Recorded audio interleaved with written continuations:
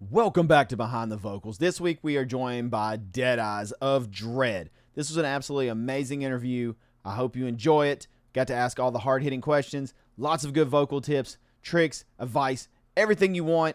It was an amazing episode from start to finish. So without further ado, let's get into the episode. We are back and we are joined by the one and only Mr. Deadeyes of Dread. Sir, thank you for being here. Thanks for coming on the show. I'm so stoked to talk to you. Likewise, man. Thank you so much for having me. Have you ever been called Mr. Deadeyes? Is this the first? No, you're the first one, my man. Yes, I'm a trendsetter. First and foremost, yeah, I'm gonna put that in the credit. I want to give a little backstory to how I found you guys and how all this kind of come about. We used to do like a reaction stream, and we would check out music, and obviously on Fridays, new music would drop, and we were just kind of going through new music, and Dread popped up, and I was just like, "What is this?" So I clicked it, and all of us were like, "Okay, this is actually sick as hell." I was like, "Dude, this is awesome." So I was like, "I don't know anything about this band." Clicked, only song, only video. It's like you just come out of nowhere, and I was like, "What is this? This is so sick." And I reached out, and here we are. Yeah, man. It was. I think you guys messaged me about the reaction too.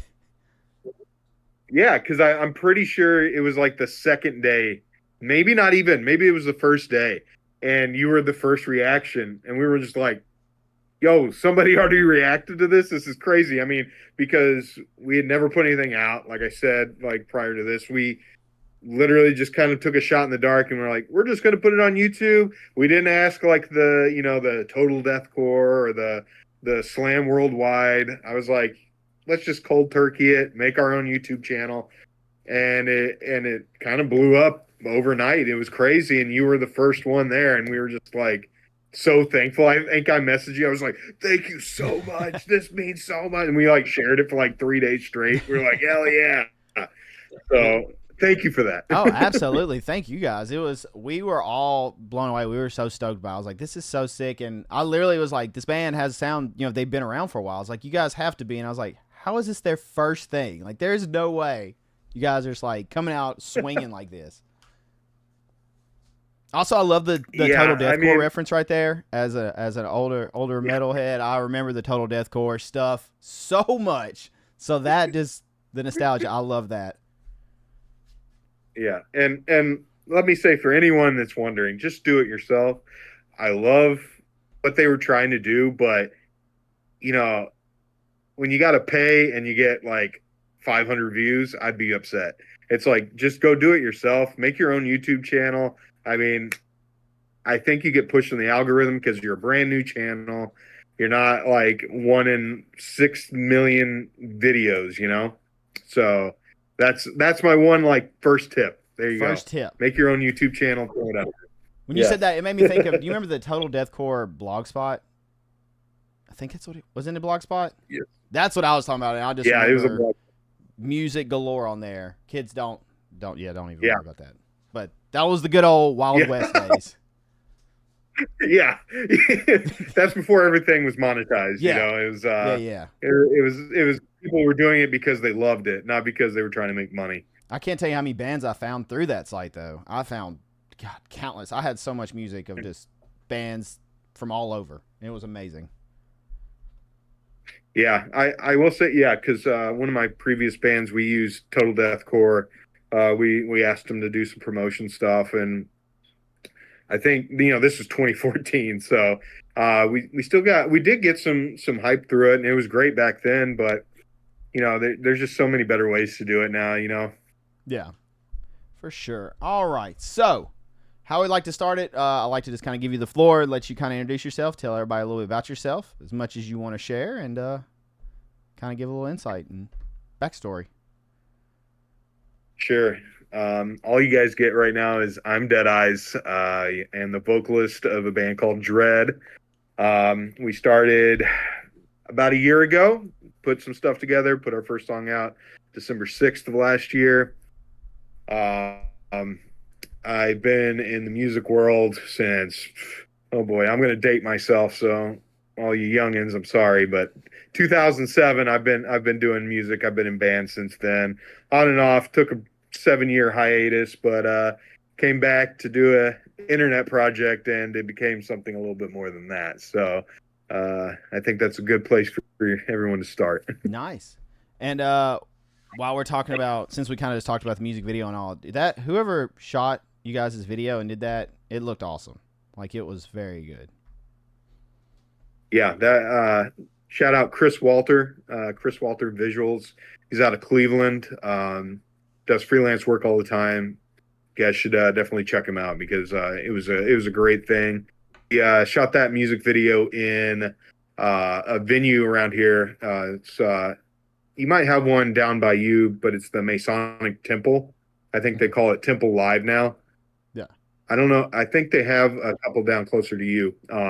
But they just kind of gave it. I knew the security guard is one of those things. And he was like, "Oh, this place is from the 1800s. Come look around." And so we got to just kind of have free will of this huge venue. And it's kind of one of those perfect storms, you know? That's sick. It looked awesome, though. Yeah. All right. So how long have you been doing vocals? You mentioned you've been in a band since 2007. How long have you been a vocalist? Yeah, well, it's funny because in your questionnaire, you know, you asked also like what other instruments did I play. I started all this being a drummer.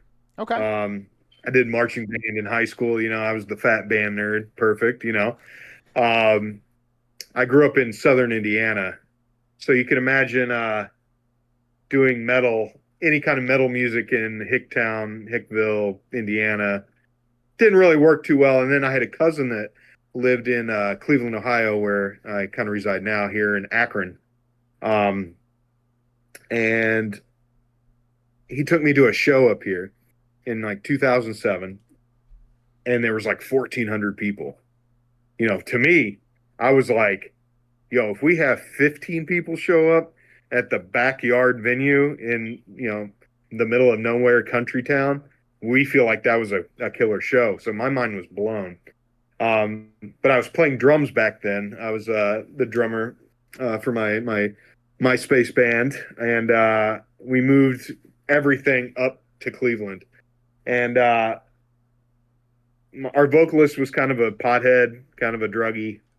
He he didn't show up for one of our shows once, and the guitar player played drums. So I was like, all right, you hop on drums, bass player's going to play guitar, and I'll just do the vocals. And I'm kind of a show hog, so I kind of loved the limelight. Everyone was like, wow, you're so good. And I was like, I've never done it before, and I was already better than the last guy. I was like, okay, maybe I should try something with this. So that's kind of how it all just played out. It's just kind of happenstance. Okay. Nice. So that's just how, that's what got you into it. You weren't, there wasn't like, just kind of happened. Yeah. Yeah. It kind of fell on my lap. I was always like, I'm going to be a drummer. I love drumming, you know, blast beats are life. And then I was like, oh, I can move around. I can like really get the crowd going. Like they can like feed off my energy, you Don't know, have to carry a ton of stuff and in. that's kind of what, yeah. Oh yeah. You know, here's my microphone. I'm good to go, guys. You know, I will still help. All right. If you're a fucking vocalist, listen. I was the same way. Part. I would go immediately to merch. Well, I would do merch, but load in and stuff, I was helping. And if, you know, it was near the end of the night and someone else could handle merch for me, bass player or something, if they were goofing off or whoever, I'd be like, all right, I'll help unload for a second, then I'll go with merch. Yeah. But I did help. I know we have that stigma. Vocalists don't help load. Some of us do, okay? Yeah. Like, there are the few of us that will. Yes. Yeah, if you're a good vocalist, you will help out, all right? I at least did load in most times. Okay, so you already answered instruments you play first. Drums. It is amazing. Well, not really amazing, but the amount of people that come on here that played guitar or drums first, and it's almost the identical situation. Something happened, or, you know, somebody quit, or somebody didn't show up, and they're like, screw it, I'll just do it today. And then they're like, okay, I guess I'm just going to I'm going to be the vocalist now. We'll figure out somebody to replace this. Like, it's pretty awesome how that works. Yeah. As a former drummer, do you think that helped you with like rhythm and all that stuff as far as vocals? Oh, for sure. For sure. I mean, how I write lyrics is sorry, I think I'm answering another one of your No, no, questions you were like fine. down the list. Um I think, when it comes lyrically, I go with the beat of the drums. A lot of people go with guitar or anything like that. I'm like, how I do my patterns. We'll just say Pattern, patterns. yeah. I was almost say patterning. Yeah, but I always go with how the drums are going. I let them kind of lead how I am going to shape how I'm going to do like a verse. Yeah. Honestly, Okay. Nice. So how did you learn to do vocals? Was it just all self-taught? Because I feel like, especially us have been around for a while, kids now and people now have a wealth of knowledge. Like there's no doubt. You can go to YouTube. You can go. There's the Melissa Crosses. There's all these different vocal academies and teachers. Back in the day, there was none of that. It was pretty much trial and error for the most part. Find something you like, try to imitate it, or just try to scream over top of it with your voice and figure out what works through what hurts and what doesn't hurt, essentially. So, how did you learn how to do vocals? man, you are so right. There was absolutely nothing. I even remember like you know Slipknot. I think was the first like heavy thing that I ever listened to. And I was like, "What the fuck is this?" Sorry, can we swear? Yeah, My yeah, you bad. were fine. I Absolutely. don't know. Okay, yeah, it just blew my mind, to hear this really. What I thought, when I was really growing up, it was Creed or Breaking Benjamin. I was like, "Yeah, this is so hard," Oh, And yeah. then my life was turned upside down, and then it went from like Slipknot to Cannibal Corpse, to Shadows Fall. I mean, I went through the whole like landscape of it. But like you said, there was never anybody that was like, "Hey, this is how I do it." It was just you do it and you learn it and you kind of make your own style, which I will say is my only gripe right now. It's because everybody is just sounding the same to me because they're all doing the same techniques. Yeah. And I think the thing that I loved back in the day was Mitch Lucker, Phil Bozeman, even if you want to say Corpse Grinder Yep. or Randy Blythe, Mm-hmm. all these guys, it was just nobody sounded like them, You could you could pull like you could and their voices stood out in a crowd. Like if you listen to all these songs, you hear that you're like, oh, that's Phil or that's Mitch or like you said, that's Randy. Like they were identifiable. yes, exactly. But how I started, I was that kid that was just hurting myself every night, just yelling into a mic. And then the way I really kind of self-taught was, Depths had basically just came out from Oceano at the time. This is Exile, both of those about 2008. Uh, and I was like, man, I just want to sound exactly like that. And I practiced to those two albums every night, like every night. That's how my background's in deathcore, and that's kind of how I shaped my lows. And I used to do a lot of highs too, and it was just all from trying to mimic the same sounds that I was hearing. That's how I had to do it back in the day. Because like you said, there was no real Melissa Cross. There was Metal Vocal Institute. Now Yeah. we didn't have any of that. It was just okay. I think I can sound like that. There was a lot of horror stories back then too. You would run into like touring bands and stuff, and people would talk about vocals and losing voice and be like, "Oh yeah, I coughed up blood last time." Like, "Oh, that's terrible. Like that's not good at all." Yeah, But I you would mean, hear, like the biggest travesty for a long time, which now he's way better and he teaches people. But I think Alex from Chelsea Grin, the mm-hmm. original vocal, Yep, like I still to this day, I'm sure you've seen the video of them at Warp Tour in like California or something, and he sounds like a dead cat.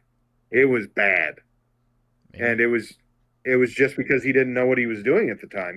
Like especially highs. If Yeah, you're just pushing so hard with highs, you're going to just shred your throat. yep. And unfortunately for him, I think it cost him his career for a little bit, and now he's back and he's learned and now he's teaching people himself. Yeah. So It's the knowledge out there is incredible now compared to where it was. Melissa Cross, like I was trial and error. You know, I would do stuff and be like, okay, that didn't feel good. Maybe I shouldn't do that again. And then I would try something else and be like, okay, Yep. that, I can do that. That's fine. And I was kind of learning that. And Hmm. then I found Melissa Cross's DVD, and I was just like, light bulbs were going off on different things she would say. I'm like, first I was like, this doesn't really make sense. And then I would like implement it, like what's the pencil trick where it's like go over the pencil. Yep. And I was like, that makes no sense. And then I tried it and I was like, oh, okay, like light bulbs. Yeah. And I was like, Well, oh, I'm glad that you're bringing that up because yeah, when I came back, you know, I'm not young anymore. I was like, if I'm coming straight back from this, I need to do something like proper. Like I can't just be doing the trial and error anymore. Like I had it down pat, 8 years ago, but even back then, like I knew I was doing stuff wrong. So I did. I bought Melissa Cross's DVD as well, and you know that's what I've been using ever for the last year, and it's been great. yeah. I mean, there's a ton of valuable information on that, and it's stuff that, like I said, just things clicked, and I was like, okay, and then it becomes muscle memory. Like you hear it and you start trying to implement it, and you're like, oh, that really does help me, and helps my voice. Like my voice sounds fine after playing for however long or practicing, multiple times to set through, and I'm talking fine, no issues, and it's big. It's a big Yeah, help. I think the first like come to Jesus moment was, you know, I was doing it for maybe like a month, and I'm like just feeling stupid doing the warm up Oh exercises. yeah, I would show it's people, so embarrassing. and they'd be like, yeah, yeah, yeah, and they're like, what the hell is this crap, And so it's like I'm just going to trust the process. I'm sure it's going to be good. And then I just remember there was just one practice. Like, I mean, we practiced. It was like 2 weeks before our first show, and we did the set like an hour and a half, 2 hours. And after we were done, my throat felt fine. I felt fine. I was like, I could keep going. And I Yeah. was like, yes, there you go, idiot. You should have been doing this fucking 20 years ago. You probably, I don't know, you'd be feeling a lot better about yourself. So it's definitely the best thing that ever happened to me vocally was finally sitting down and learning something from someone that actually knows what's happening. And props to her for coming up with that, because she definitely got her niche with that quick. She found, the more harsh vocals and was like, "Hey, I'm gonna study it. This is what you need to do." And yeah, she's huge in that. She's a staple in it now, as far as metal vocalists. I mean, pretty much Yeah, everybody knows Melissa Cross at this point. everybody, and it's funny. Like I'm sure when you bought the DVD or the download, it's the DVD from like 2004 or something, Yeah. and it has like all those older guys that we were just talking about. Like Randy Blythe was Yep. was working with her back then. It's not something new. It's like something that was there. It just wasn't as readily available to us because no one really talked about it. I can't even remember how I And found and out about it now when there's I got it. I just maybe somebody said something about it, and I was like, "Oh, what is that?" And I looked it up, and I was like, "Okay, bye." And I was like, "I'll give it a shot. It can't hurt." yeah, I think it was something like that. It was like one of my friends that actively tours. I think they were like, yeah, to get ready for like album cycle. I had a full circle moment since we're on Melissa Cross. One of the episodes we did previous, we actually had Brian Fair from Shadows Fall on, and I was like, dude, whenever I was like learning my technique, you were on there. You were one of the ones being trained by Melissa. I was like, it's pretty crazy to be chatting with you about vocals now. And he just kind of laughed. He was like, you know, how many people have watched that? And he's like, and I still have the old school Melissa warm up, like on his old iPod. He still has the custom one she gave him to like do. And he's like, I still break it out and I still warm up to it. To like, Oh, do we have you? Might have lost audio again. yeah, sorry. Can you hear me now? Yeah, there we go. Perfect. Okay, sorry. I don't know what is going on right now, but we're good now. Yeah, we're good. We're golden. Okay. All right, sorry. No worries. We'll edit that out. It's no big deal. Easy peasy. Cool. Okay. So, but yeah, Melissa Cross, amazing. Um, and yeah, a lot of us owe a lot of thanks to her for sure. All right, so while we're on the subject of learning and all that fun stuff, trial and error, what were some early mistakes you made when you were learning to do vocals? I Man. love the laugh because it's always everybody's like, "Oh yes, Yeah. Like I was saying earlier, I had no idea how to do highs, and I am surprised that I still have vocal cords to this day because, um, not having proper technique with highs was a horrible thing. And to this day, I can do highs, but I definitely think I might have ended that part of my career because I was doing a lot like one of my older bands.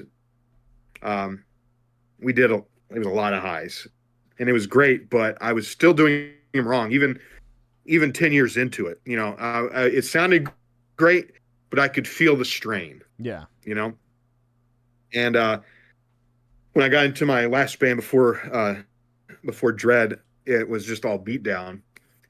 So it was just all tough guy, low vocals, and I think just over time, my throat's like, yeah, we're not doing the highs anymore. I tried a couple times, and they're okay now, but they're real cat scratchy. You know what I'm yeah." saying? Um, but I would say that was the biggest thing. Was the biggest mistake was trying to push highs when I didn't know what I was doing. Okay, all right. Was there an aha moment?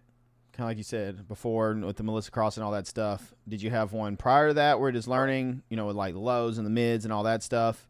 Was there something where it just kind of clicked and it's like, Yeah, okay, this is how I do this? yeah, yeah. And I'm so mad at myself still because it was this. I filmed a video and put it on YouTube in like 2012, and it was me doing "This Is Exile" for Mike Chappell, and I was like, "This rocks!" Like I could do every part. Like I had the breathing control. I could hit all those Phil Bozeman long drawn out lows, and that was the time that I was like, okay, I know what I'm doing. I'm getting it. Like I know how to properly push and hold in my diaphragm. Mm-hmm. Um, I just felt so confident. I mean, that was back when life was simple and I could practice every day and it didn't matter and it was awesome. Um, I guess that was my biggest aha moment of okay, I'm doing it right. Like Okay. like besides the what I said about the highs, we won't comment about that anymore. But the lows for sure, I had everything just down to a science. Hell yeah. All right. I have to ask How before. about you? For me, ooh, good question. Um, I think it was like I said, all the trial and error, kind of just like finding my way. And I left one band, and I just started doing vocals for them. Like I was fresh into it, a couple weeks, a month and a half, something. And I like had the set down, but I was still learning. I was very robotic, if you will, not no emotion to it, just like getting through the set to try Mm, not to screw up, kind of deal. yeah. And I was just trying Yep. to find my voice and thought I was done with music, ended up in another band. And when I got there, I'll never forget, they were like, vocals, we've heard you. You're awesome. And I was like, and they're like, all right, we're just going to play, do whatever you want. And so I was like, okay, no pressure. We'll see. So I just kind of started screwing around. I was like, okay, I can do this. I can do this. If I switch this. And like, as I was doing that, I was like, okay, like light bulbs going off. It's like, okay, this is making sense. Like, this is where I breathe. This is how I push correctly with diaphragm, like you said. Very, very big factor and like point. Always use your diaphragm, people. You. And just that, Yes. that practice and learning, it kind of all clicked, and I was like, off to the races from there. Yeah. The You know, break did hurt though. it I kind will of say that. I took a break like you, and coming back, I was like, oh yeah, yeah, I got this. And the first time I did, I was like, okay, wow, that is rusty. That is not what I remember that sounded like. yeah, exactly. It's funny. Like, I guess if I was to say I had another fault, um, I was actually more, I guess, over emotional. I would let which this will tie into like the whole mask thing for you. Um, I just like kind of lose control on stage. I've done a lot of things that are silly on stage. You know, like I okay. Here's the best story that I would sometimes blow my voice out because I'm pushing so hard because I'm just like so in the moment. I would lose like everything I practiced for, and then I would just push too hard. Yeah. And uh, I think that's one of the faults that thankfully over time, and then like when I was in my prior band touring, obviously you can't just go 110% every night, or Right. you're literally going to die. Yeah. There's just no way. Like you're gonna put me in a nursing home at 35, like so. But before that, when I was just in my local bands, it was like, okay, we're doing a show a month or whatever. Just go too hard, and I guess my best the best story I have was there used to be a venue called Peabody's in Cleveland, Ohio, and my band opened up for Whitechapel. They played there. This is probably 2012, 2013. And we used to have those light boxes, Yep. back in the day. Everyone had a light box. Yep. And for some reason, I decided I'm going to pick up the light box and throw it into the crowd. And that's actually how I met one of my best friends, Alex Morales, shout out. He was dancing and I threw it over his head and he was just like, ah. And somebody stole that, by the way. It landed and I saw someone just kind of take it and it just got sucked into the crowd and it was gone forever. So I don't know what happened to that. But I do things like that. Sometimes I'll kick people in the front of the crowd. I just get a little crazy. Like I just let it take over. But that's always been my thing. Like the local scene are just like, ah, you're fucking insane. Like, what are you doing? I was like, dude, I have no idea. Like, I just kind of let things happen, Yeah. It's, And it's something about the energy transfers too. That's like probably one of my favorite things about metal shows in general. Like especially performing, you get up there, and if you have a crowd that's responding, and you're already expressing so much screaming at them, because you're just screaming at these people in their face, and the more pissed off you get, or the more like into it you get, most times the more they get, and then it's just like constant like battle back and forth, and you're just going and just craziness for the whole set. It's fantastic. Yeah, I don't claim to be the best. I never thought I was the best vocalist, but I am a hell of a front man. Like, that's what I've always been proud of. That even if there's 5 people there, I'm going to make sure those 5 people have a great time. Hell yeah. And that's what it's all about. Is if you can give it your all when there's 5 or 15 people, then when you got 5,000 people or 500 people, you're going to light that place on fire. Exactly. And that's always been my thing about live performances is it's a performance, man. It's not, people didn't come just to watch you play it. They want to experience that song. Yep. They want to experience your music, Sorry, I'm getting all old man preachy, I feel like. Oh no, I was the same way. Every show, I didn't care how many people were there. I gave them everything I had. I left the stage dripping sweat, exhausted, but I wanted to make sure, like you said, you never know who's in the crowd. You never know what fans you're going to win. I mean, someone may have spent their last few dollars to come to the show for a release, and we come up there and we just destroy, then, lifelong fans. And I would always give everything I had every show. And that was one of the big things for me. Yeah, back when I was not masked, I just recently, I mean, I think last summer, somebody came up and asked me if I was so and so from this band. That our last show we played was like 2010. Like, how do you remember that? Like, who are you? And he's like, dude, I'll never forget that. Blah blah blah. And that's what it's about for me. Like my ego maybe went a little bit just to know that 14 years later, it's lasting memories like people will never forget. This guy remembers that. Yeah. And in our own personal experiences, I know you've went to concerts where you're like, that was the craziest thing, and you'll remember it to this day. Yeah. You're like, I cannot believe that still happened. Yeah. Oh yeah. There's plenty of them, especially before I got into it, and just even after I got into metal. I remember, I think before I started playing in a band, I saw Dillinger Escape Plan. And I'll never forget that dude climbing Oh, in the yeah. rafters and just climbing around while doing vocals. I'm like, what in the hell is happening? This dude's like literally on beams just climbing everywhere. And I was like, I don't understand what's going on. Like, what is happening right now? How are you still singing up there? Yeah, that the two bands from back in the day that really showed me that you know performance is everything was the Chariot. I'm sure you. Oh yeah. Okay, yeah, you know what I'm talking Oh about. yeah. Which uh, their bass player has a new band right now. I don't know if you yet. I think it's House of Resurrection. I think it is. I haven't heard them. Yeah. I'll send it to you after this. Okay. You'll have to do it. Oh yeah. You'll be like, dang. And the dude's still got the same energy, dude. It's Gosh. so awesome. But and then another one for me was Under Oath. Yeah. I saw them at Warped Tour multiple times, and it didn't matter that it was 98 degrees. Like Aaron Gillespie was hitting the drums and singing his heart out, like his life depended on it. And like those bands, it was just always a sight to see. Like I'm going because I know I'm gonna have a good time. Yeah. And I don't know, they're the ones that gave me the whole that performance mentality of if you can make a lasting impression, that's the people that are going to make it in this industry. Especially now.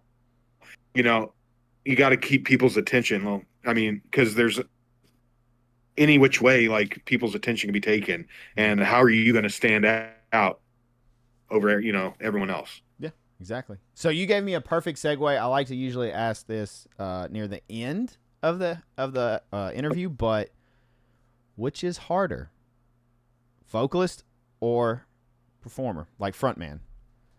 Because there's a difference, as you just said. There is a huge difference in just being a vocalist and being a frontman. Yeah. Oh man. It's fun to ask I'm gonna everyone's say, opinion of this, and it definitely varies. yeah, I'm gonna say the performance aspect. Vocals obviously, like, you got to be good. Like Yeah. no one wants to hear nothing like chalk on, like nails on a chalkboard. Nobody wants that. But also, like I said, the thing that really lasts in people's minds are the performance. And it doesn't just have to be, live. There's a lot of great vocal performances on tracks. Mm-hmm.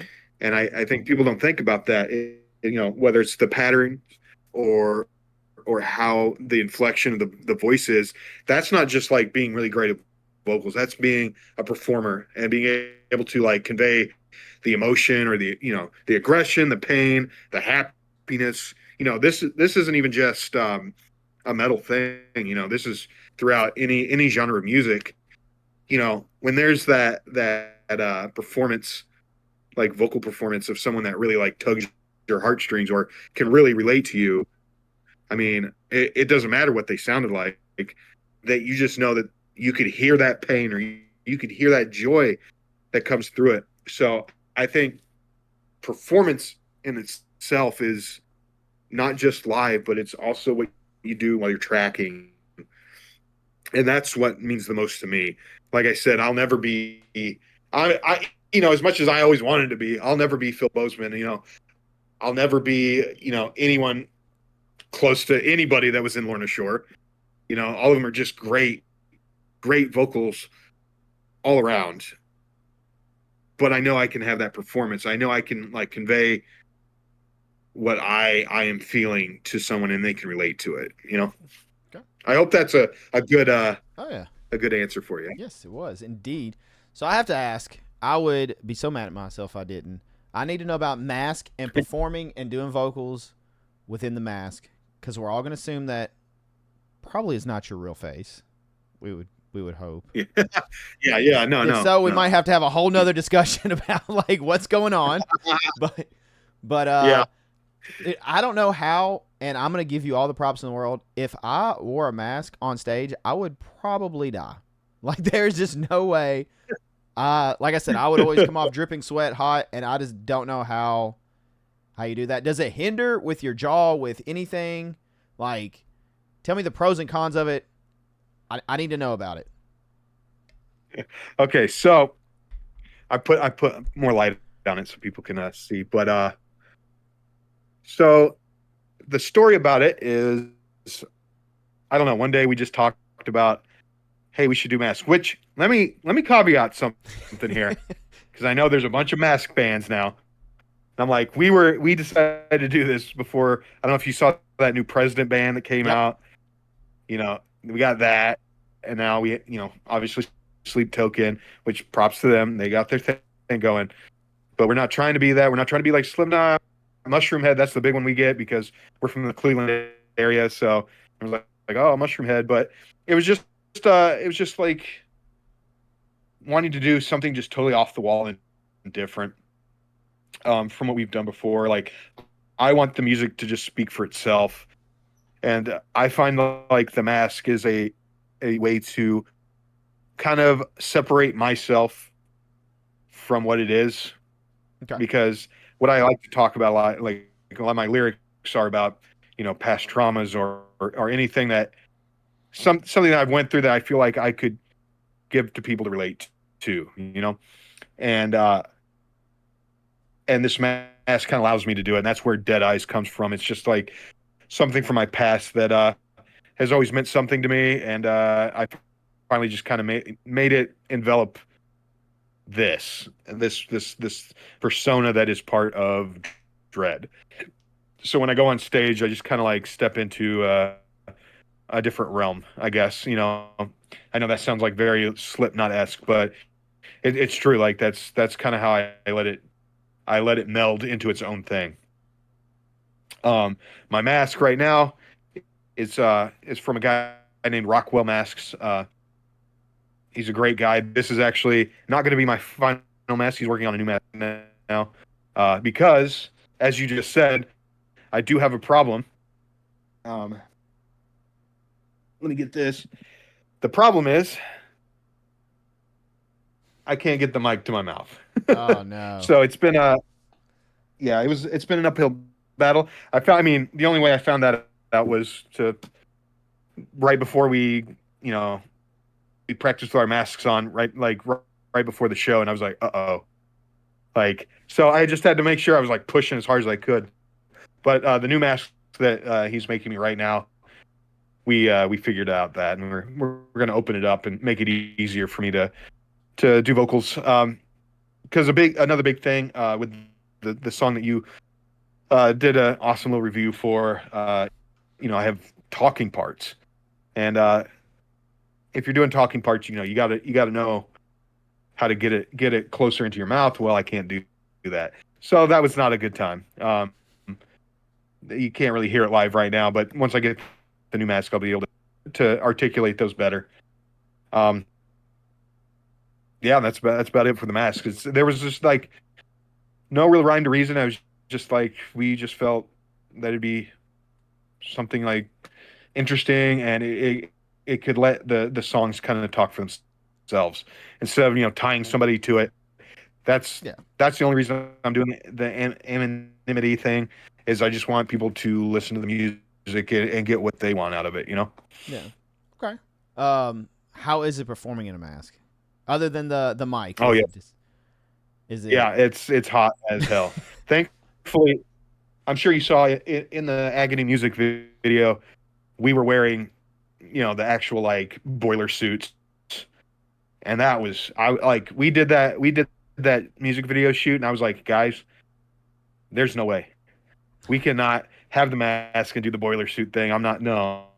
So we switched that up. At least now we wear pants and like a Dickies overshirt. Yeah.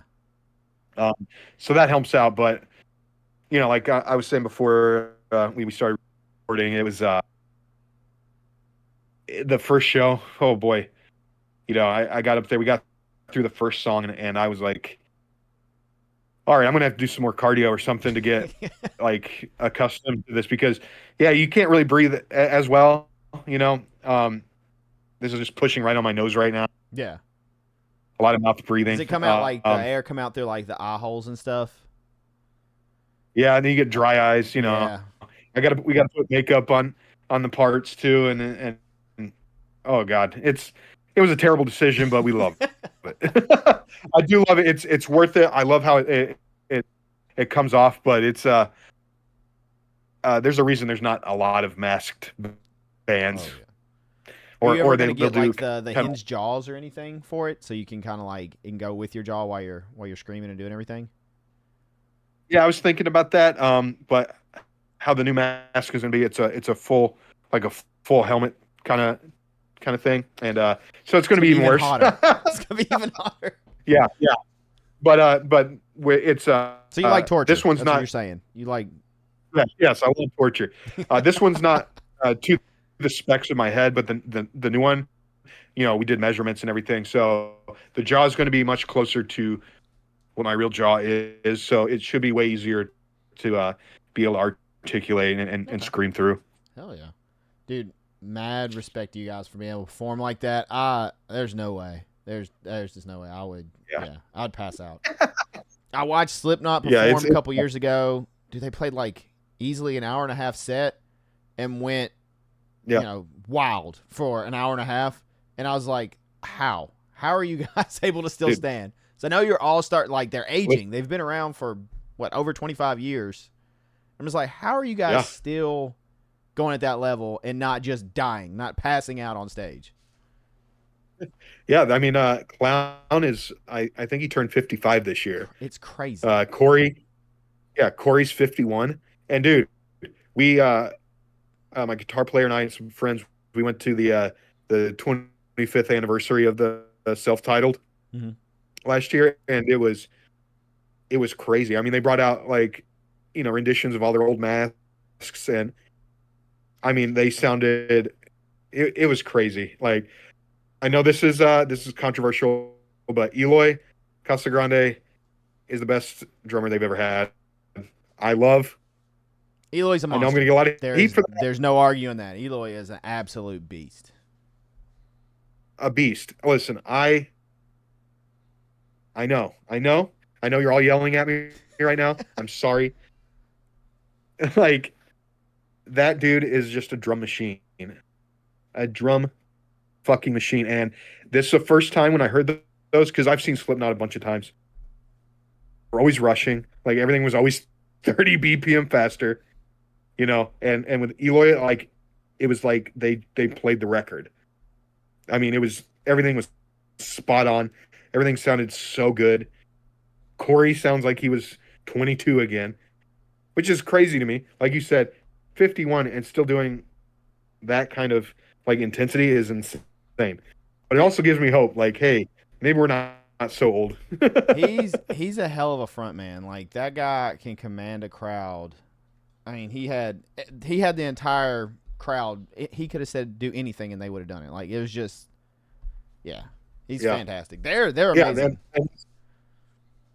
And like that's, you know, going to like your question a little bit ago about, you know, what's more important, the vocals or the performance. And I would say for, you know, like Corey, let's say Mitch Lucker, like why did people love Mitch Lucker so much? Is because yeah, that dude had great vocals, but he was insane live. Like he could command anybody. Nowadays, you know, like I know love him or hate him, slaughter to prevail. Like Alex is so crazy with just commanding people. Like he can command a crowd, and he like almost like demands like that respect from the crowd. Like, oh, we got to go crazy because this dude is insane. Yeah, you know. And it's the same thing with Corey. Like in that whole band back in the day, you know, there's a reason Slipknot went from like Des Moines, Iowa, like local weirdo band to the biggest band in the world in the span of a year. Yep. All right, so we're gonna get back onto your vocals. Do you have routines? I'm very curious about this. This is always a really fun question to ask everybody. And do they changed. You have different variables depending on if you're going to the studio to record, if you're on tour, if you're doing a one-off show, or even if you're under the weather. Because we all know when you're on tour and as a vocalist, sickness happens and it sucks, and it definitely is something you have to plan around usually and try to, get through the show. Yeah, yeah. So yeah, there's a bunch of different variables. When I'm feeling good and I'm just getting ready for like a one-off show. I mean, I try to stay doing vocals at least 2 to 3 times a week, practicing, whether that's 20 to 45 minutes. I do my Melissa Cross warm-ups. You know all about that now. Oh yeah. I cycle through it like twice, just to warm myself up now. Back in the day when I was on tour, I had like sort of a Melissa Cross routine. It was just something someone gave me at some point, and it was kind of like the scale thing. Um, but I always try to do at least 15, 20 minutes warm up before I go on stage. Okay.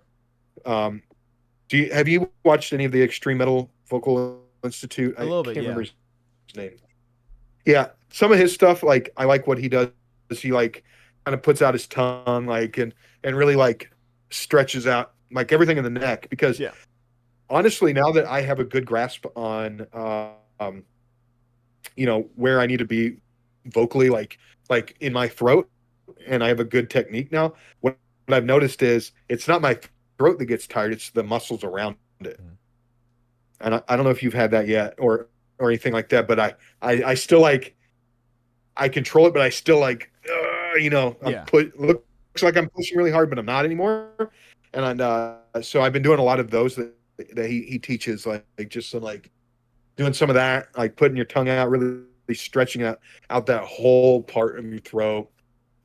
When I'm doing studio stuff, I try to do a little bit less. You want everything to be perfect, so I do more of like a 10-minute warm up, and then I'll kind of run through the songs, kind of half intensity, and then go for it. That's what's just worked for me, because you want everything to be perfect and pristine, and Right. you don't want to like burn yourself out before you start tracking. As far as sick goes, the best thing to do is don't do it. But obviously, if you have to, just know your limits. Don't push so hard. If there's something you feel like you're not going to be able to reach, especially if you do clean vocals, just don't do it. Just try an octave lower or something. That's my advice on all that. Okay. Nice. But my thing for sure is get Melissa Cross, Metal Vocal Institute, whoever it is. I just cannot like suggest that more in my since I've got back into doing vocals, Melissa Cross obviously brought her right back, just because it works. Why would I deviate from it? But I've kind of hybrided to Exactly. I think it's Charismatic Voice, and it was Will from Yeah, Lorna Shore. It was like his warm up, and so I've took a couple of the things he did, mainly the straw in water. Have you done any of that, where pretty much you're just like blowing against that pressure with like your diaphragm and everything, and just yep. like humming with that? I really like that one. I feel like it helps. And different. I've picked up different things from doing these interviews. Different things that have been suggested to try. I'm gonna show you a weird one. Okay. It looks like paraphernalia, but it's this little like bottle. Yeah. And it has and you hum into it. Okay. Like so this is a mouthpiece, and you fill it with water. Like there's certain levels, and like the more water you do, the more resistance there is. Yeah.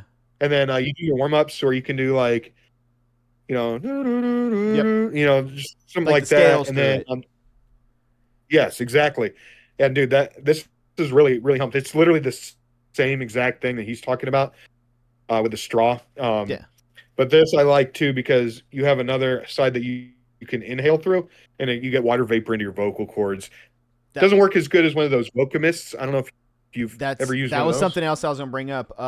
Marcus from Invent Anime, he was talking about the vocal mist, and I'd heard a couple people talking about it, and he was explaining it to me, and I was like, you know what, I'm gonna try it because worst case, if I'm sick, hey, a vocal mist, like one of those inhalers, steam, it's double use. It actually before Yeah, and after, like it soothes after, but before, like I do feel way more hydrated. My voice feels, I don't know, more ready, especially after the exercises, doing that and just kind of getting it ready. Like I see a difference. So it's really cool to see the yeah, different techniques and what all you can do to get your instrument ready.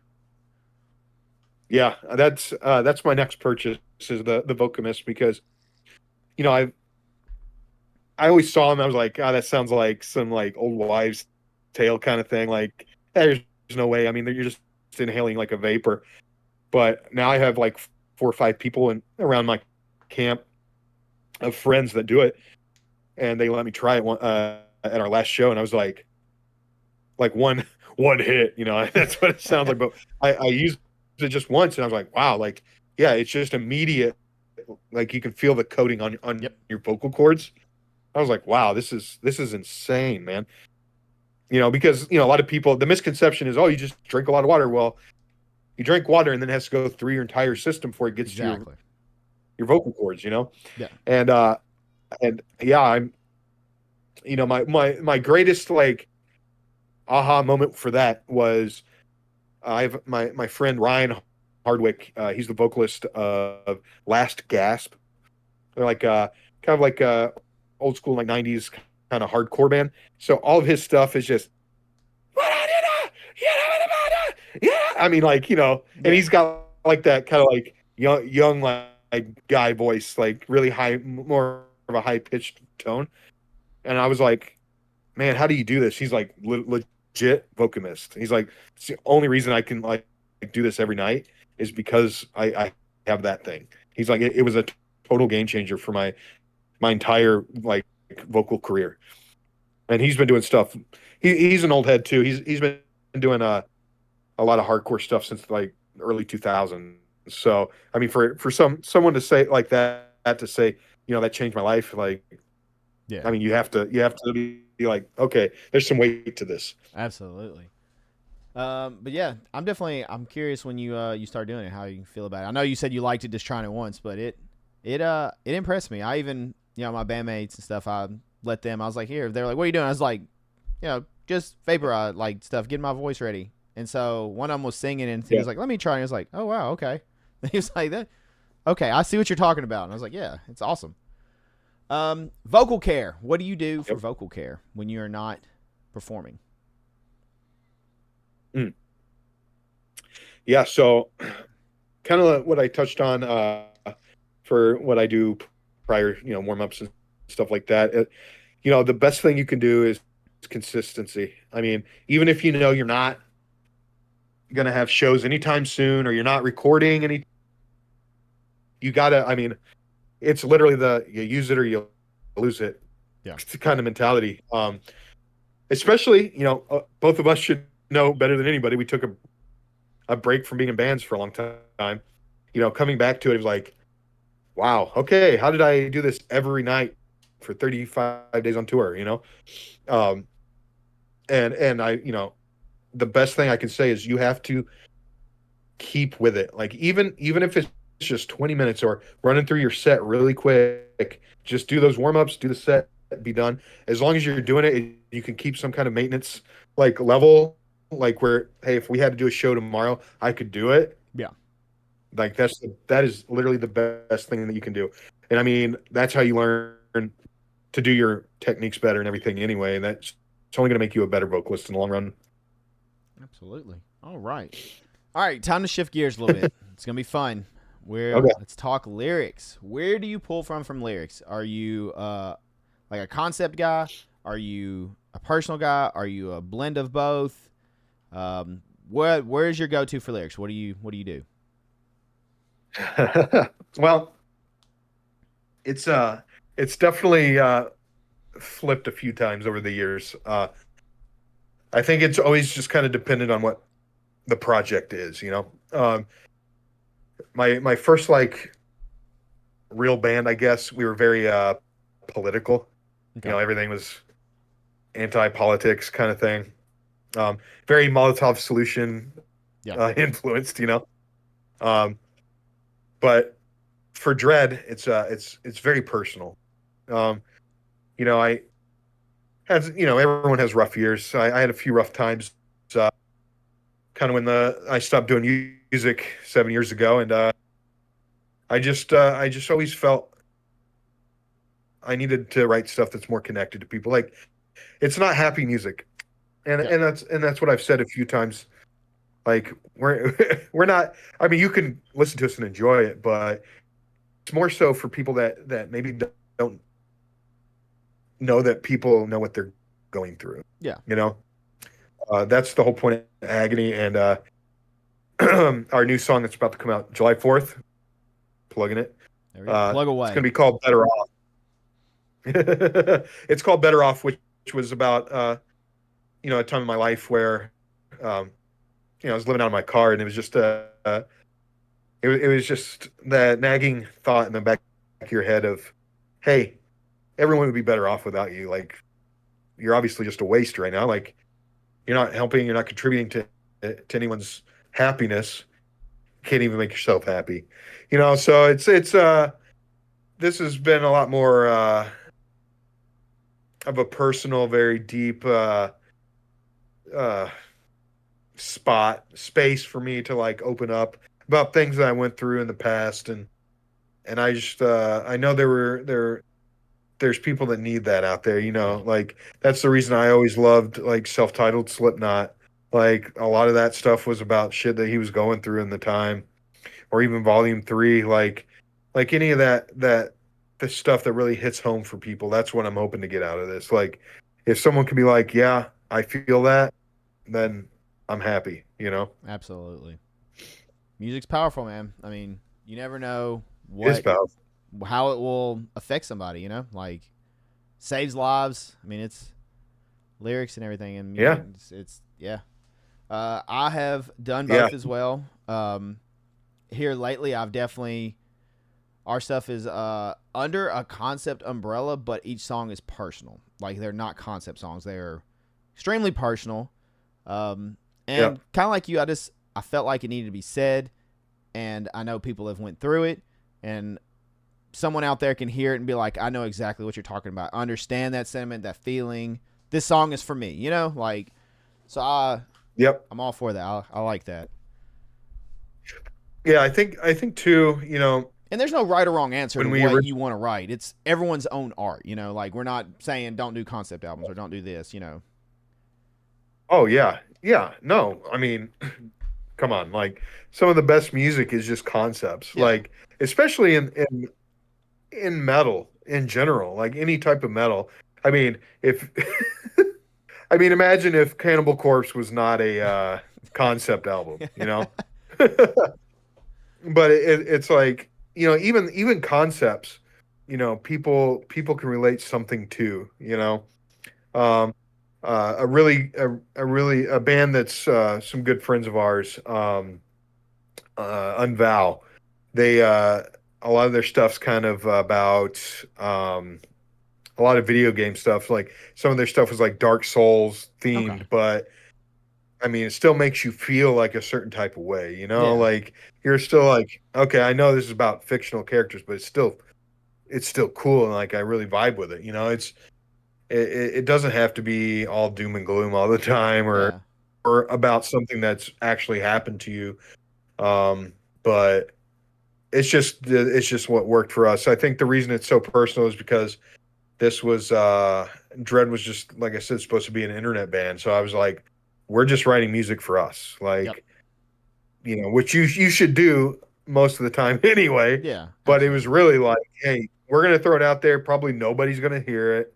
We're just gonna do it, and then what we put out, resounded with a lot of people, and the numbers show for that, and that's why we've kind of shifted gears to we need to do this for real and see if we can help people, and if they vibe with us and they want to come out and see it live and stuff like that, we got to do it. So Yeah.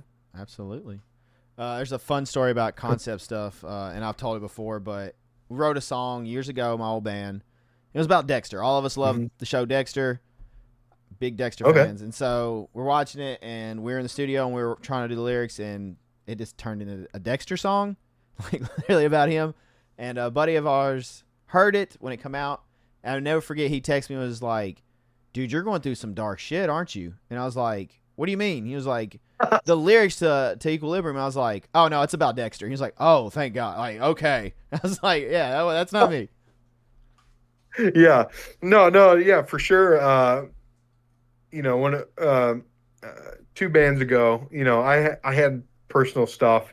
One was about my dad. One was about an old friend that kind of did me wrong. But then I also had uh, a song called Dead Eyes, and that's where it comes like the concept came from. But that was just a concept in my head, and it was about like somebody killing somebody like over like a revenge type thing. Obviously, I've never killed someone. I don't want to kill anybody, but it was just more of a concept Yeah. piece.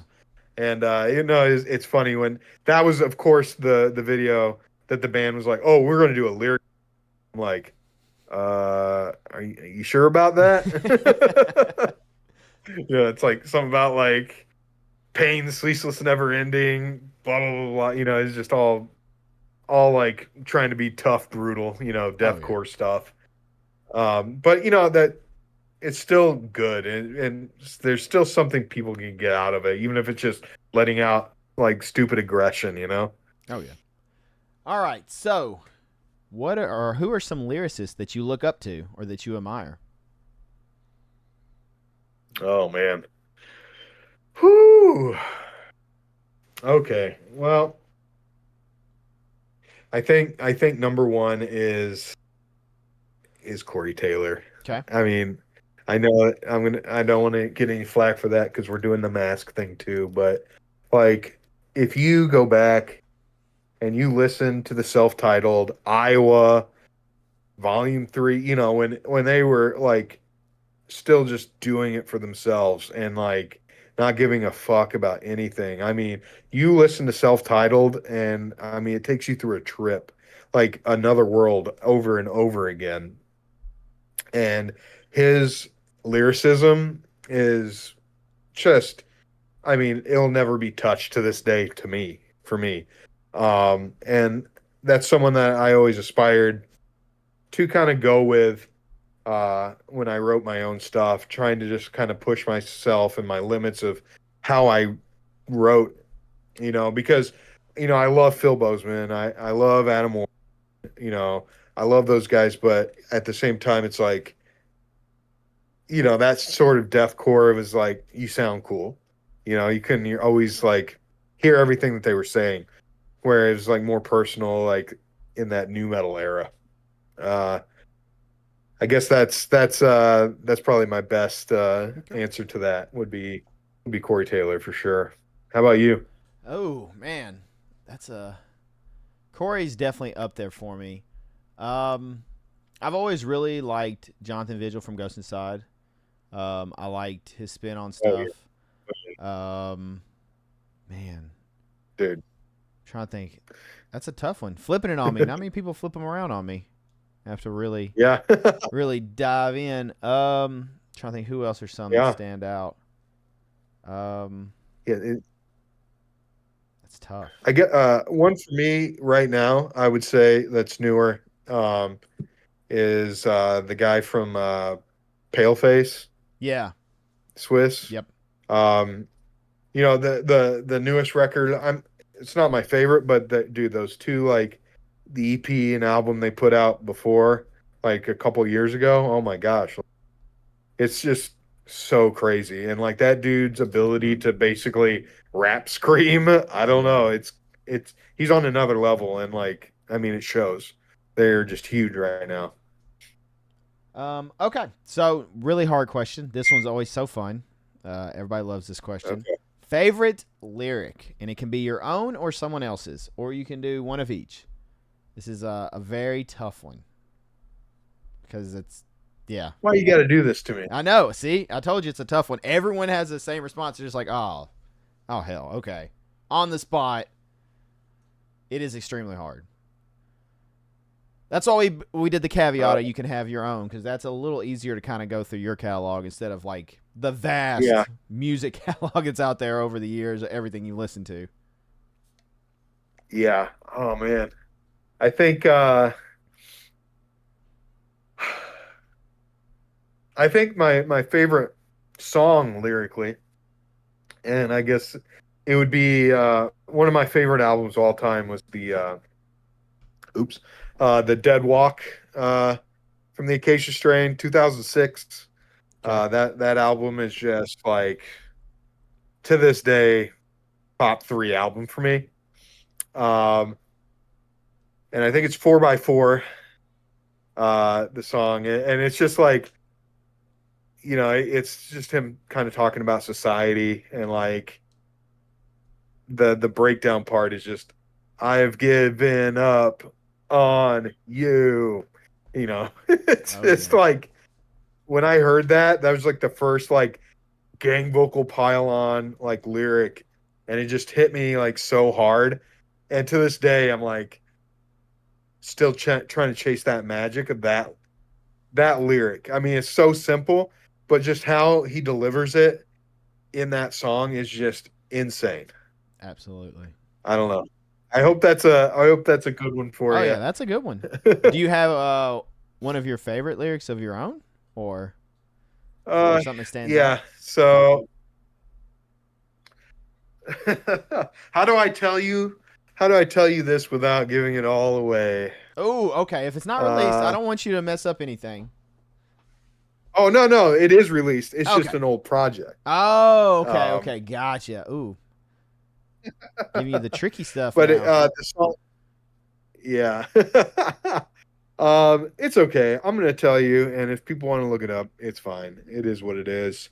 Um, so the song was called "Infliction," Okay. and it was about my father. Uh, my father was kind of a piece of shit, daddy issues over here, but I the lyric is pretty hit home, but it's like when I die and see you in hell, Father, I'll kill you again, again, and again, and again, and it goes into the breakdown. And you know, my father passed away a few years ago, like many years ago. But until I wrote that song, oh my gosh, sorry, getting a huge text thread here. Can you still hear me? Oh yeah. Okay, good. Sorry. But you know, that lyric and that moment when I recorded that song was like what I needed to let go of all the hatred that I had for him. It let me move on in my life. So I think probably if anything that is the best hitting home lyric for me. I'm Okay. gonna tell these dudes to shut up. I'm sorry. Can you hear that? It's all good. Hell yeah. I'm gonna tell them to Very shut up nice. 1 second. Um, okay. So while we're on the lyrics and all that good stuff, tips for new songwriters lyrically, as far as like lyrically, patterns, flow, all that good stuff. What kind of tips do you have for songwriters in that regards? Okay. Sorry. Can you hit me with that one Yeah, more time? absolutely. Tips for new songwriters as far as like lyrically, pattern, flow, all that good stuff. What kind of tips do you have for them? Got you. Okay. My my my thing was always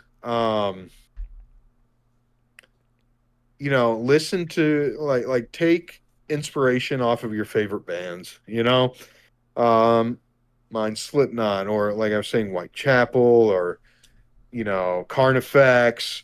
I always loved their style of flows. It just always worked for me. And another thing that I use that for is what I can do, like vocally, like what, because I think everyone's got a different.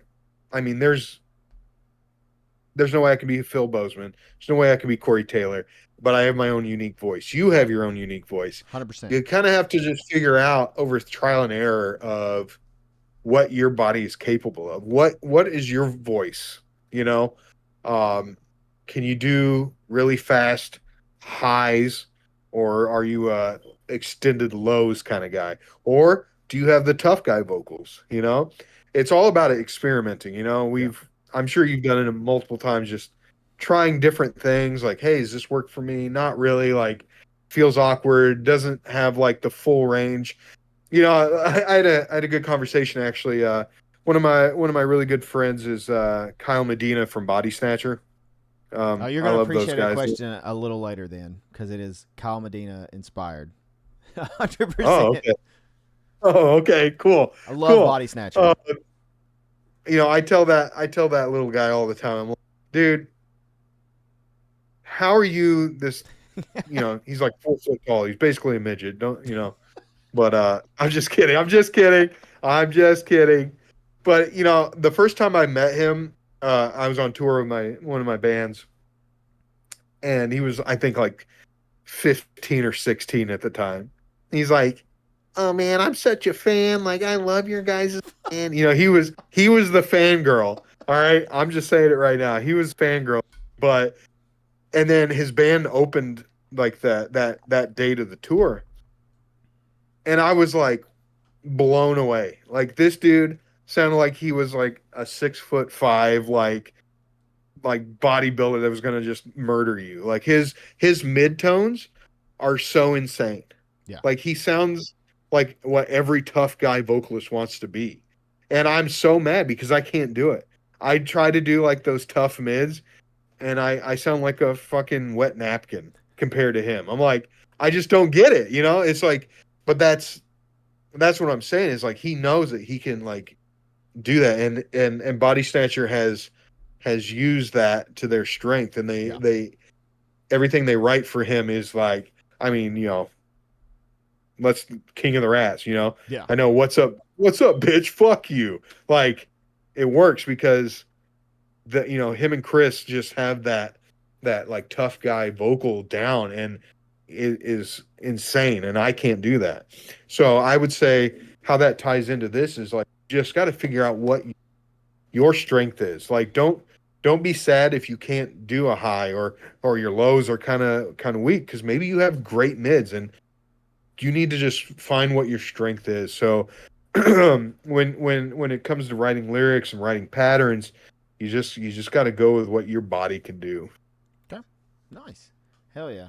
I'm glad we got into the Kyle reference. I can't wait for the question a little later because you'll know exactly where I'm coming from with it. So Okay. I'm very stoked for that. Yeah. Okay.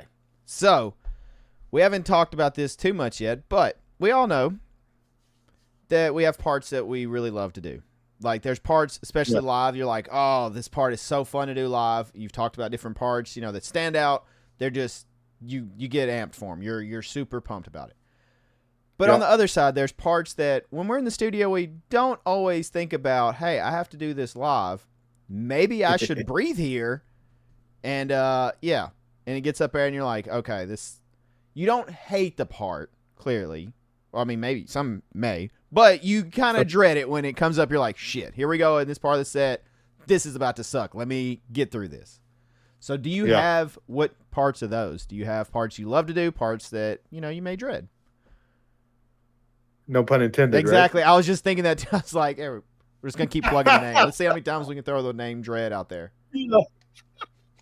Um yes. Oh yes. You know, especially we've only recorded 3 of our songs so far. So a lot of it was a trial and error for sure. Uh, the the the song that I'm thinking about. Well, we'll start out with Agony, the Okay. one that people can look up. So the chorus of that is all breath, brother. It is all breath. You know, the path is weak. No, say to help the weak. We live our lives in agony. Everything is just and I'm Yeah. like in the studio it was like fine, but especially the second chorus going into the very end. So we do the normal chorus, and then we have where I go agony, Just let me fucking die. It's all holdouts for the last 45 seconds of that stupid song. I'm like, yeah, let me just have like lungs of steel because my God, that was one of those things that you're talking about. Did it in studio, it was great. And then I did it live and I was like, oh my God. I can't wait till we put out other songs and people forget about this, maybe, you know. Oh yeah. But another problem was too. So our guitar player, um, Joe, he this is his first band, being a guitar player. He was actually a drummer before, Okay. and it was really funny when we to caveat, we when we first talked about this, he was like, "Oh yeah, I want to be in a band again." I was like, "Me too." And now, so I put a post like, "Hey, we're looking for a guitar player," and he's like, I want to play guitar." I was like, "You're a drummer, dude." He's like, "Well, I want to play guitar." I was like, "All right, scratch that. We're looking for a drummer." But uh, in his old bands, like he would do backup vocals as the drummer. Yeah. Well, now he's the guitar player, and I was like, "Hey, you want to do backup vocals?" He's like, "Yeah." So we did backup vocals, and then we realized some of the parts that I made for him as a guitar player, like I made like the vocal patterns were like off, way off of what the guitar was doing, and he was like, "I don't know if I can do this live." So I picked up a couple of those. So now it's even harder for me to do that song live because a couple of parts that he does, I'm also supplementing into. Yeah. So it's another one of those trial and errors of where like, yeah, we did it in the studio and it sounded great, but we weren't thinking like ahead. Yeah. I wasn't like, "Hey, are you sure you can do this live?" And he's like, "Oh, I'm sure it'll be fine," you know. And then we tracked it, The old it'll and be so now it's fine, and then you start and you're like, oh, maybe it's not fine. This isn't fun anymore. yes, yes. And then another one is not the single that's coming out, but one that's coming out later in the year. I played that live, and it was one of those like, oh, okay, I'm gonna have to change these lyrics up. And I'm really glad that we've actually played it live now because I mean, it's one of those like I'm like da da da da da da da da da da da da da da da da da da da, and like that. What was I thinking? I have no breath work, like no room for a breath at all, and like I just all I've done is like scratch tracks for it, and like I'm just punching in parts. It's fine, but yeah, we played it live, and I was like, nope, we got to change that because there's just no way, no way. So yeah, it's I've got a few of those. All right, nice. Is there one you really enjoy? Is there a part that you really get excited about, or that's really fun in the set right Mm, now, or over the years? yes. Yeah. Oh yeah. Yeah. Yeah. Yeah. I'll keep it a dread. Agony. As much as I said, I freaking hate doing that part. I do love the chorus because I feel like that's what really enveloped people into liking that song. Um, it was insane when we play our first show and people are in the front screaming the lyrics at me already. I'm like, One of the excuse me, you know this? best feelings as a vocalist too. Yeah. Best feeling ever. So I love that. The new song that's coming out. God, I hope you love it. I think you're gonna love it. Oh yeah, I can't But wait. July 4th. July 4th. yes, July 4th, better off. Uh, the ending of that song is just so much fun to play. Hell yeah. I think you're gonna really like it. You're gonna give me that stank face again. I Yes. know. Yes. I'm so excited. Teasing And me. it's really funny. I think you're really gonna love the way that we're going because there was agony, and then this better off song is a little bit heavier, and then I'm just gonna say it now. The next single after that is just like balls to wall heavy. Yes. It's like, I like heavy. yeah, you're really gonna love Oh, that. I'm I excited. just know it. I already know. I was like, as soon as like we tracked that, I was like, yep, he's gonna love that one. Really, really, Yes, I he's can't gonna wait. love that July one. 4th, just saying. We're going to say that again, July 4th. Yeah, July 4th, better off. Keep plugging it. All right. It's time for that question. The lovely. So, to be fair, this is inspired by Kyle. Yeah. This question, but it's also he can't take the full credit. Sorry, Kyle. Adam D gets part of the credit too. Do you have a favorite call out? And I come up with this question because we have everybody knows, like, there's the generic call outs, that every vocalist does just to get the crowd going, the normal stuff. But then you have the completely unhinged, off the wall call outs that people in the crowd are like, what the shit did he just say to me? Kyle is really good at those, and so is Adam D from Killswitch. Do you have any of those? Oh man, I don't know. I can't think of any off the top of my head, really.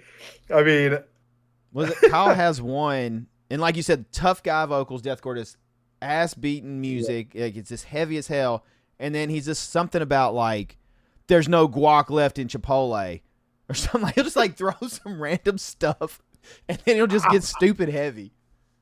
Yeah, it's great. I love it. And he pulls it off. I mean, this Kyle being Kyle.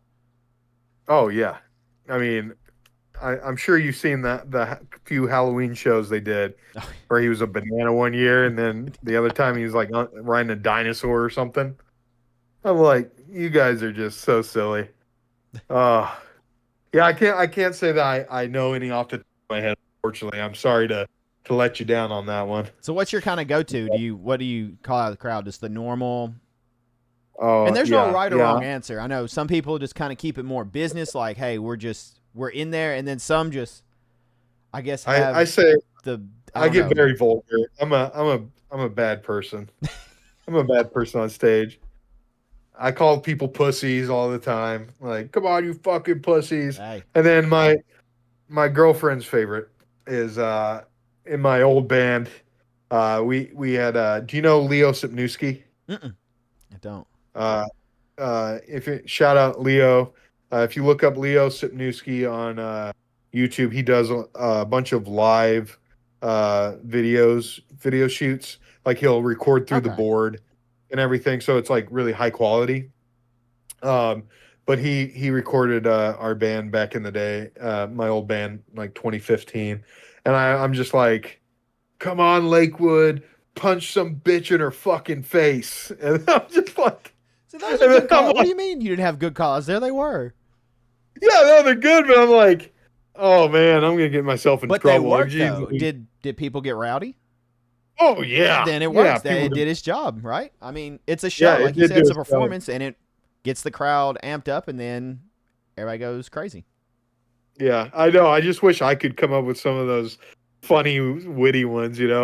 I just Kyle's, yeah, and Adam, the stuff. I'm trying to remember. There was something about a bucket of fried chicken with Adam one time, and I was like, "What the hell does that have to do with anything?" Like, it just messed up half the band. They were like, "What did you just say?" Yeah, Adam D is something else, man. That guy's one of the greats. Oh yeah, that dude's a musical genius. It's craziness. All right, so this is a sports influence question. So this is a fun one.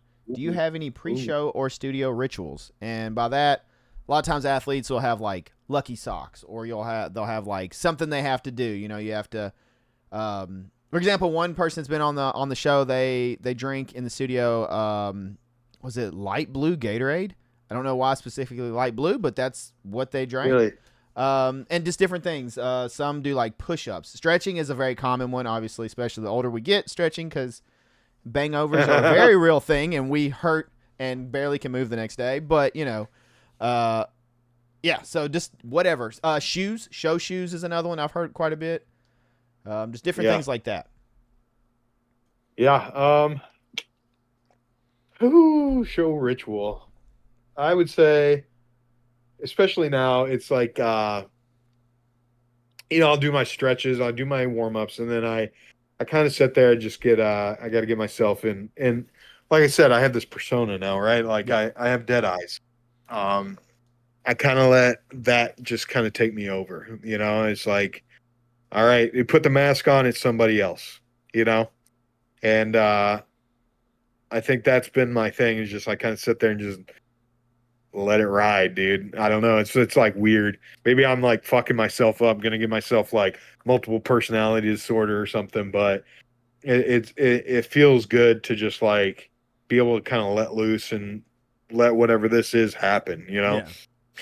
Yeah. Other than that, yeah, I have my show shoes. I did do that all the time. Even in my old bands, like got the same shoes. Uh, used to be same mic, but I started bashing my mics, unfortunately, like an idiot. So I had to stop doing that. Nice. But yeah, that's about it. I'm pretty generic like the other guys, stretching and just kind of letting loose and zoning in. Okay. How is it flipping that switch to perform with a mask and without a mask? Is there a difference in because as you know, like I don't know how nervous you would get before shows or anything, or not necessarily even nervous, but like that energy, you know, like amping up the adrenaline starting to flow, and then as soon as like the set starts, you know, it's like that switch flips and it's go time. How is it Yeah, mask to no mask? man, that's a great question. Look at you. I know, right? That's a good. um, I think for it is a little different for sure. When it was me, it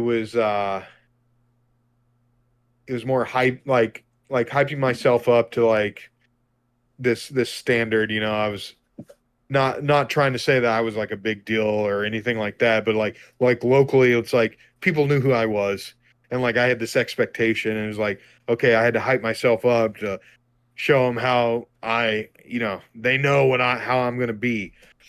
And now with the mask, it's like totally different. It's like hyping up this other person to take over almost. So it's kind of like getting into a different character, I Okay. guess. Where it was like before, it was it's just me. I'm hyping to like go make my friends smash each other in the head, and now it's a little different. I still want people to smash people's heads in, but it's just like a different. It's like almost an extension of my myself, Okay. Nice. All right. Yeah. So, do you have any fun tour stories that you can share? Let me clarify. I always have to put that because there is definitely tour stories that do not probably need to see the light of day. But do you have any that you can share?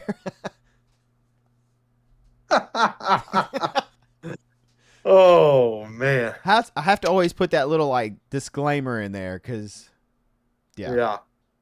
No, metal I bands on the definitely. road. You never know what could happen. Yeah. I'll give you two different ones. Okay. I'll give you okay.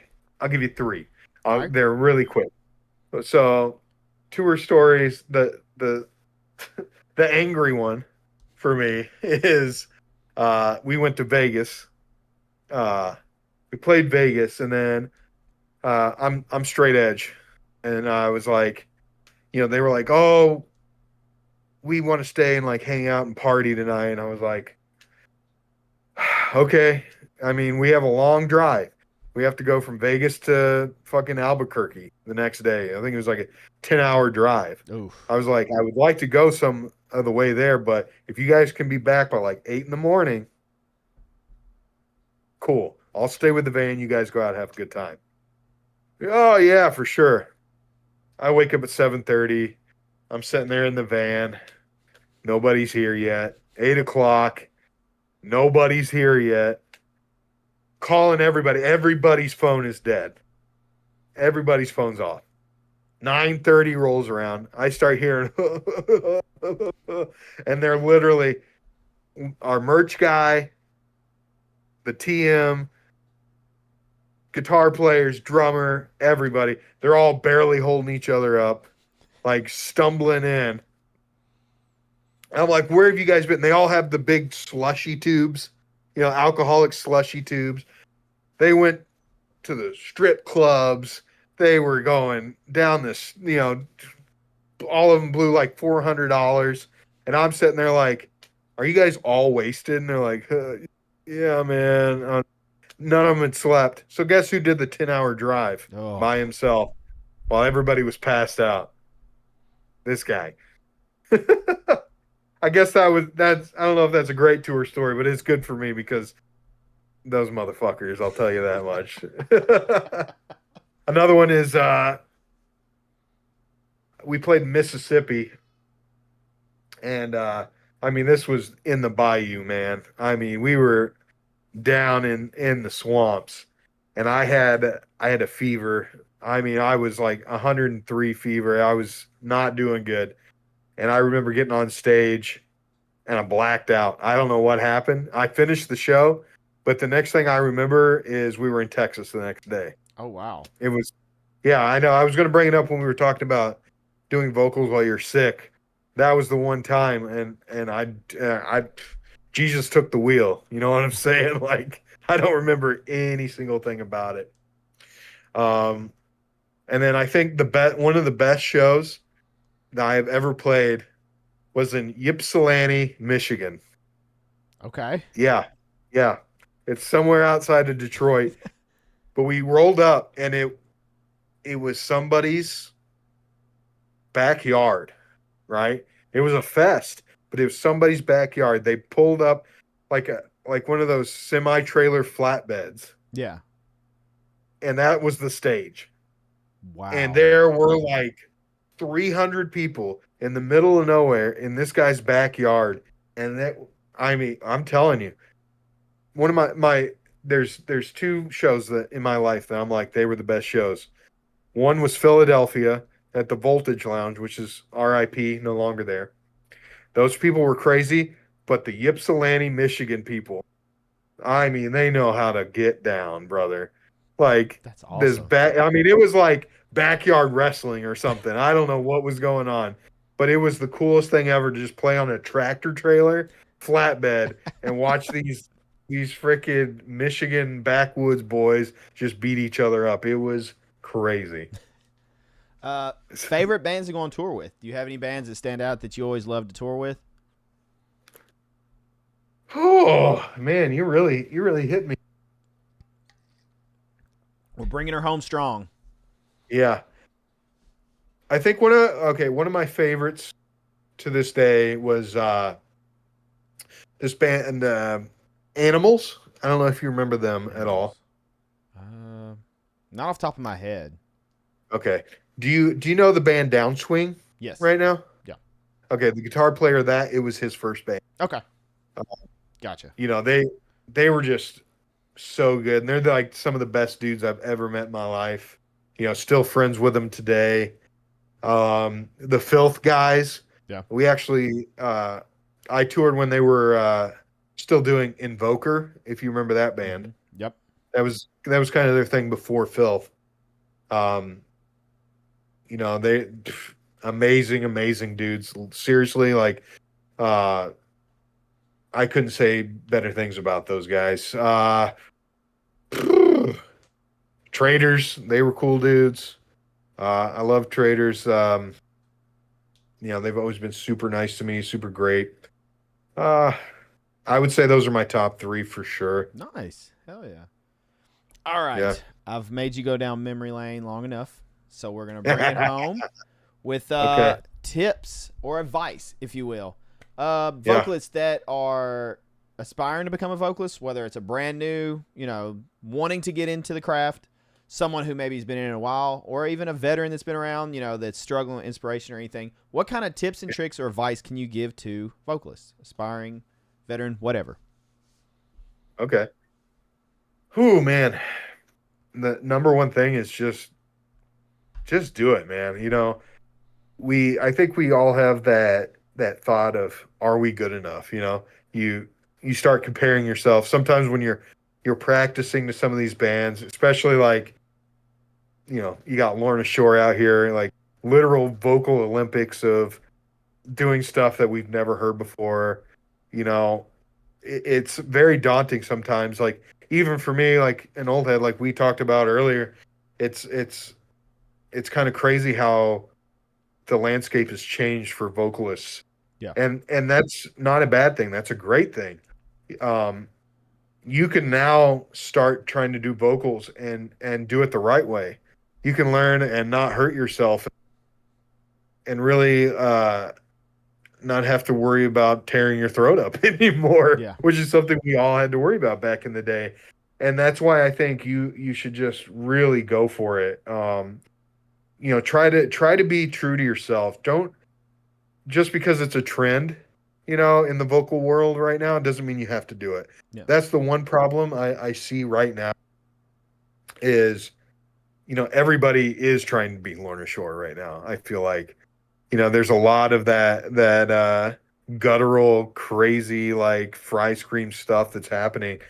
And it's awesome, but also I think you need to find your niche, Yeah. like try to find your own voice, whether it is a new like guttural style or a hardcore style. Like just try to find your own voice. Try to get um, inspiration from multiple different styles of vocalists.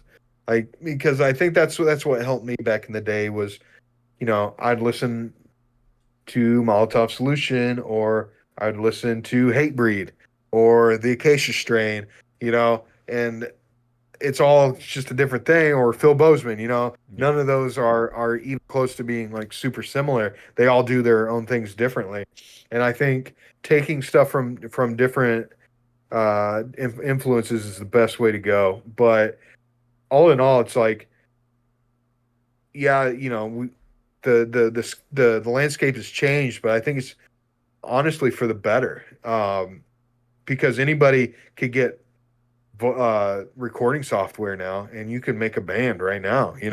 Back in the day, like, we didn't really have that. It's like No. you had to find the one guy that had Pro Tools, hopefully, or whatever. Pay studio There time to wasn't. somebody. Yeah, exactly.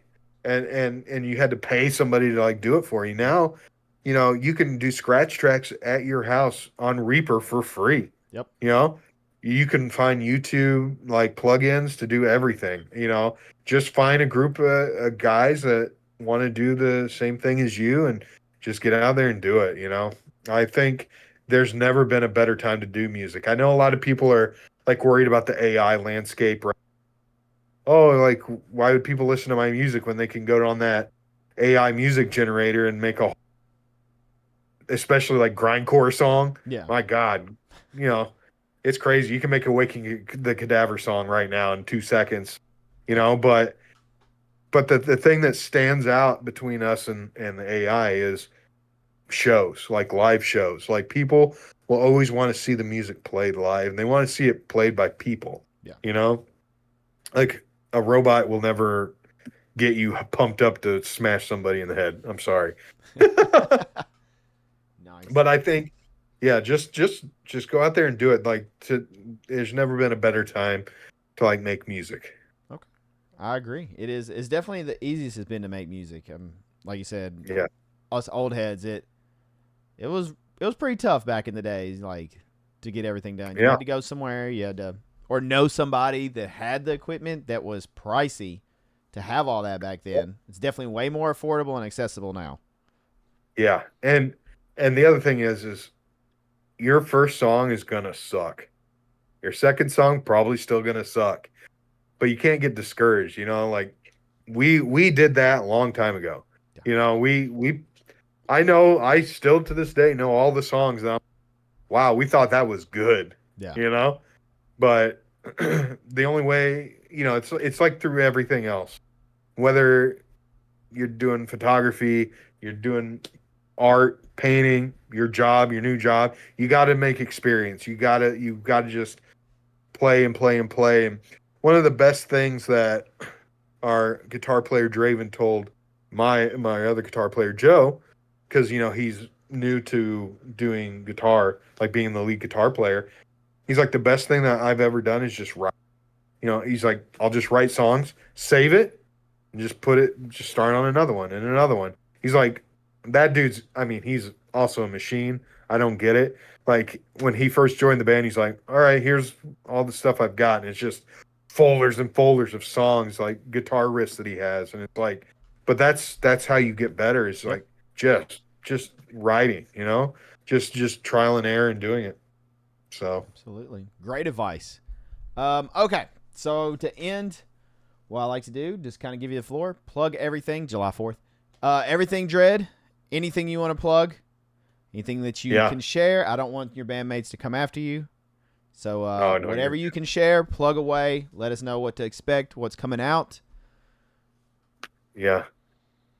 Bender, shush, my dog's making noise over there.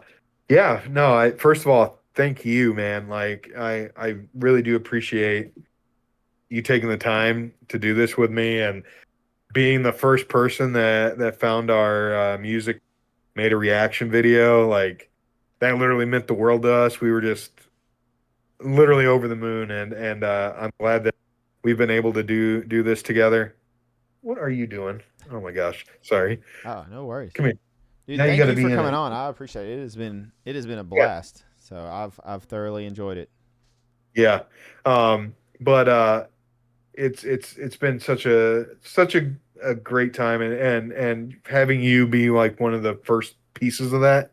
I mean, I told you, man, you're in it forever now, Oh so yeah. you're gonna get the Happily. stuff first. um, but yeah, so we had some back and forth on the new single. It should have came out like 2 months ago. That's why it's taken us so long to get together and finally do this. But Better Off's coming out July 4th. Um, super excited about it. After that, we have The Gathering of the Juggalos playing. Hell yeah. So if you want to come out and get sticky with a bunch of Fago and whoop whoop, uh, August. I think it's. Let me double check, but I think it's August 15th, Friday night at midnight. I think you guys would have a great time there. I still can't believe that's happening, but we're gonna have fun with it, and then we're gonna have one more single, and then hopefully finish up the EP by the end of the year. That's kind of our thing right now. We just want to get enough music written together that we can put out like a real EP and then like push that into next year. So we're just kind of gonna see how people respond to the next couple singles, and hopefully everybody likes it, and we can just keep pushing, and then kind of go for there. We're trying to be really selective on the shows because like we're trying to like really go all out with the shows that we do have. So um, yeah, I think that's the best thing. Our plugs are Dread Ohio on Instagram. I think it's Dread Ohio on TikTok. Speaking of, do you understand the TikTok algorithm at all? Dude, it is a mystery. Okay, It is a all right. mystery. I can send you what I do know, the few tips and tricks I've picked up. I will definitely send them your way. That'd be great. Yeah. And then Dread New on YouTube. And if you look up Dread Agony, you can find it that way as well. There is a music video coming out with the song on July 4th, so it will be up on our YouTube channel. So if you want to go there and subscribe, Dread in You, that's where you will find that, and then it will be streaming everywhere on any platform that you use, Hell yeah. even the ones that it puts it on that I've never heard of in my life. Yeah, there's platforms that I was just like, well, I don't know what that is. I've yeah. Like Okay, the have you main ones, but then there's like yeah. There's like do you 15. I was like, I do don't you, know. do you know Deezer? No. That's what I'm saying. Yeah, Like me there's either. so many on this list and I was like Spotify, Bro, Apple, YouTube, like the normal ones. never heard of it in my life. And then someone commented on the YouTube, like, hey, are you guys on Deezer? I was like, is it you and like two other people? Yeah. Like, I've never ever heard of it. That's me. But apparently people listen to it somewhere. So Yeah, maybe we're missing yeah. out. I don't So know. yeah. But hey man, I appreciate it. You guys, July 4th, Better Off. Follow us on the Dread Ohio socials, Dread New, Dread in You on YouTube. Again, thank you so much for doing this. You guys are crushing it. Keep it up. I like I said, super impressed from the moment I found you guys, and I can't wait to see what you guys have. I'm beyond stoked. But yeah, Thank go you show so them much, love. brother. Thank you again, sir. I really appreciate it, and I'm glad I'm the first person to ever Hey. call you Mister. Yes, you are. I can't wait to cooking up either. Can't wait to what? To hear what you're cooking up. Oh, what you said at first. I was like, wait, what? Oh yeah, It by the time this comes out, it should be out. At least our single at least will be out, I believe. Ooh-wee. Mm-hmm. All right, you better let everybody know because I'm excited.